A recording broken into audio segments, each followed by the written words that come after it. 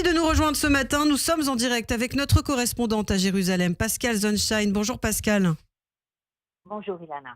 Merci Pascal d'être avec nous ce matin. On va commencer par ces missiles. À nouveau, de nouveaux missiles du Yémen contre Israël hier soir, Pascal. Oui, un nouveau tir du Yémen hier soir. Le missile balistique a été intercepté, mais il a fallu lancer 6 missiles supplémentaires pour détruire les débris avant leur rentrée dans l'atmosphère, ce qui explique les multiples explosions entendues dans le centre d'Israël. Il n'y a eu ni blessés ni dégâts. Et quelques heures plus tôt, Tsahal avait lancé une nouvelle frappe au Yémen contre le port de Hodeïda, tenu par les Houthis. C'était la 10e opération israélienne contre la milice pro-iranienne, mais la première conduite non pas par l'aviation, mais par la marine de Tsahal. Ce sont des corvettes de catégorie SAR 6 situées à plusieurs centaines de kilomètres du Yémen qui ont tiré 2 missiles de précision contre le port de Hodeïda. La marine de Tsahal a effectué de nombreuses opérations tout au long de la guerre, notamment des éliminations ciblées à Gaza.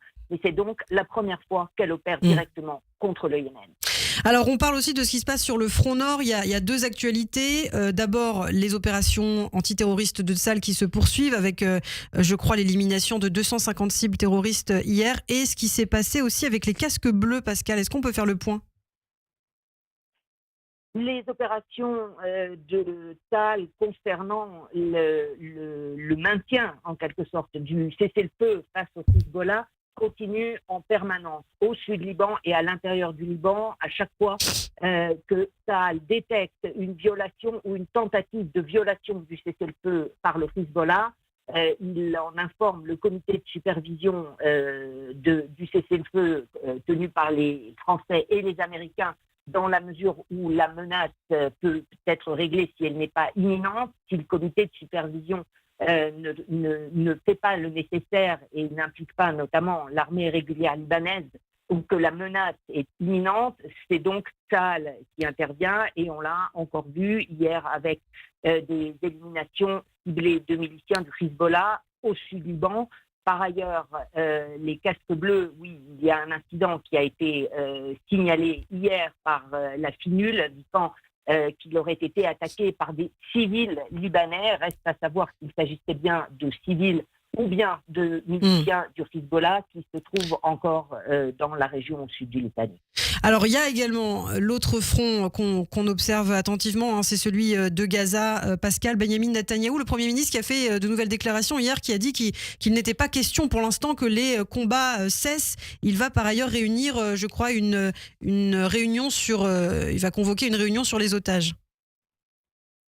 Oui, un discours de Benyamin Netanyahou sur la situation à Gaza qui reste constant, même si hier le Premier ministre a posté une brève vidéo indiquant qu'il constatait des progrès substantiels dans les négociations pour la libération des otages, mais il était encore trop tôt pour parler de véritable espoir. Donc évidemment aussi une attente angoissée de la part des familles des otages, alors que les États-Unis, de leur côté, continuent à agir en coulisses pour essayer d'obtenir du Hamas un accord sur la dernière proposition de trêve formulée par Steve Witkoff. On sait que un des émissaires américains, Shahar Barbar, est toujours au Qatar pour tenter d'obtenir des concessions de la part du Hamas. Donc apparemment, les choses commenceraient à nouveau à bouger, mais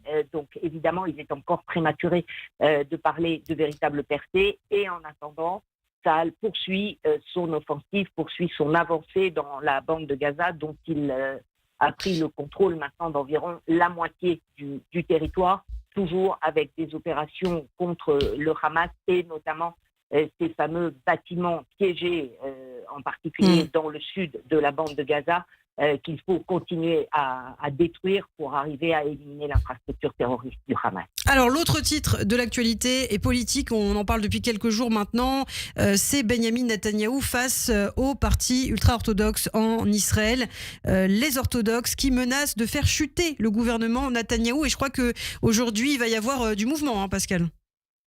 Oui, c'est à 11 heures ce matin que la Knesset ouvre sa séance avec à l'ordre du jour la proposition de dissolution du Parlement.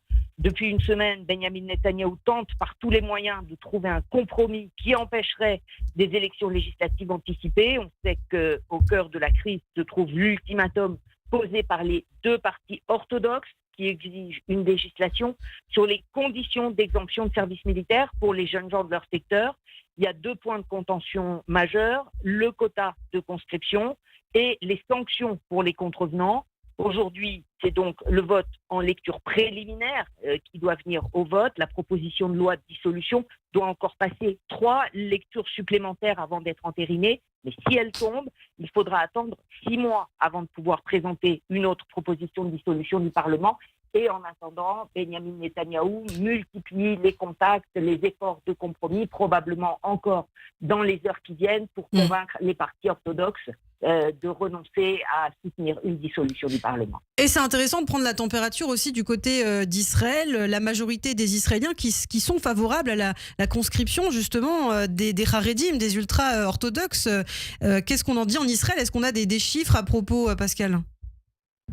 Oui, il y a clairement une large majorité des Israéliens qui sont en faveur d'une conscription généralisée, une conscription qui concerne aussi les jeunes gens du secteur ultra-orthodoxe. Évidemment, le poids de 20 mois de guerre, de centaines de milliers de réservistes qui sont rappelés parfois plus de 200 ou 300 jours depuis le début de la guerre et qui donc n'arrivent plus à soutenir cette charge, alors qu'on sait qu'il manque à Tsahal 10 000 hommes pour arriver à accomplir l'ensemble de ces missions. Donc évidemment, en Israël, la majorité de la population est pour une conscription aussi des jeunes ultra-orthodoxes. Oui, selon le sondage du quotidien Israël Hayom, en mars dernier, ce sont 85% des juifs israéliens qui soutiennent un changement dans la loi sur la conscription des ultra-orthodoxes. Merci beaucoup Pascal pour ce point de l'actualité. On vous retrouve un petit peu plus tard dans la matinée à partir de 7h26.